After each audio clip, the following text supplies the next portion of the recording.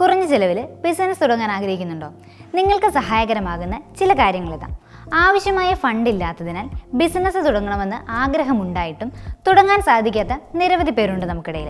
ചില കാര്യങ്ങൾ ശ്രദ്ധിച്ചാൽ അവർക്ക് ബിസിനസ് വിജയകരമായി തുടങ്ങാൻ കഴിയും. എന്തൊക്കെയാണെന്ന് നോക്കാം. ഒന്നാമത്തേതാണ് ബൂട്ട് സ്ട്രാപ്പിംഗ്. പരിമിതമായ പണം കൊണ്ട് ബിസിനസ് തുടങ്ങുക എന്നാണ് ബൂട്ട് സ്ട്രാപ്പിംഗ് എന്നതുകൊണ്ട് ഉദ്ദേശിക്കുന്നത്.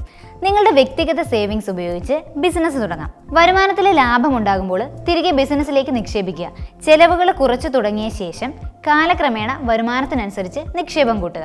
രണ്ടാമത്തേന്ന് വെച്ചാൽ മിനിമം വൈബിൾ പ്രോഡക്റ്റ് സമീപനം.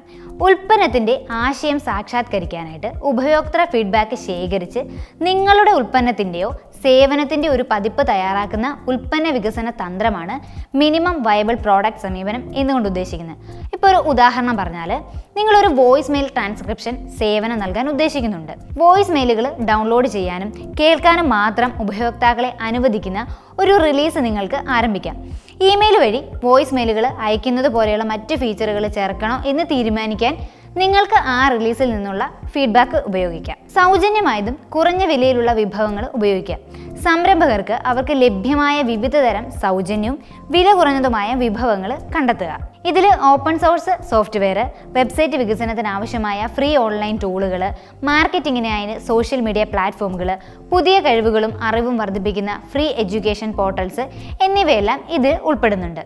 നാലാമതെന്ന് വെച്ചാൽ ബാർട്ടറിംഗ് ആൻഡ് കൊളാബറേഷൻ.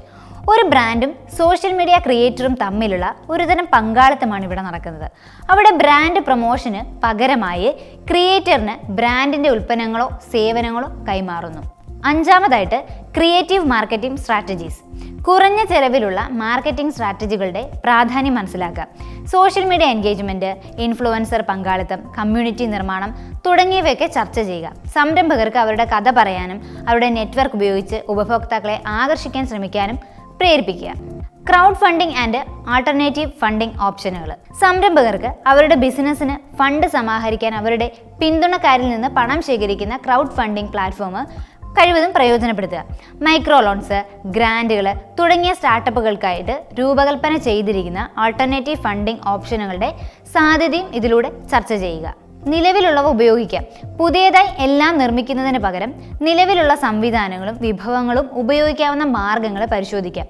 ഇപ്പം ഉദാഹരണത്തിന്, പങ്കിടുന്ന വർക്ക് സ്പേസുകൾ അല്ലെങ്കിൽ കോവർക്കിംഗ് സ്പേസുകൾ ഉപയോഗിച്ച് സഹകരണം വിപുലീകരിക്കാനും ശ്രമിക്കുക.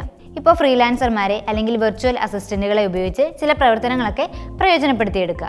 കഴിവുകൾ വികസിപ്പിക്കൽ. നിങ്ങളുടെ ബിസിനസ് മേഖലയ്ക്ക് വേണ്ട കഴിവുകൾ സ്വയം വികസിപ്പിക്കാം. അപ്പോൾ ഓൺലൈൻ കോഴ്സുകൾ, വർക്ക്ഷോപ്പുകൾ എന്നിവയിലൂടെ പുതിയ കഴിവുകൾ നേടാനായിട്ട് ശ്രമിക്കുക.